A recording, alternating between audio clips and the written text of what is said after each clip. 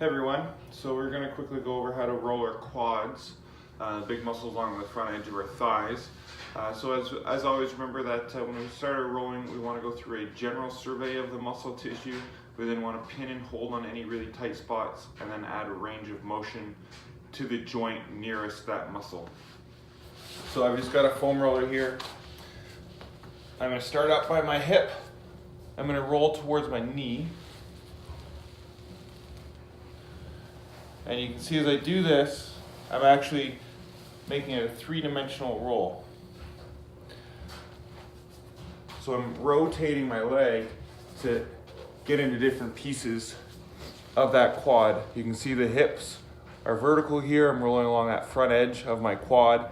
I don't want to go directly onto the IT band, but I want to stay a little bit forward of that. Okay, so once you find a good spot, you will then press and hold and breathe.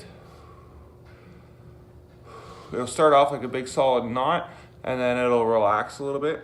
Once it relaxes, then we're gonna add range of motion.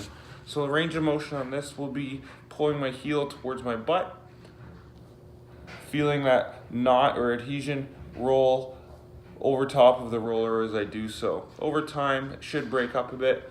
You can see again that I'm changing the angle a little bit. So I've come straight to my butt, outside of my butt, and then to the other side of my butt. Cool. And then another general survey, you see what's going on, find the next spot, press and hold. You can see now that I've actually taken my other foot and rested on top to increase the pressure through that general area as we go.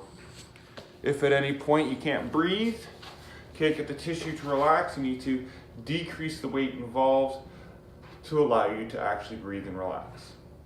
All right, good luck, have fun.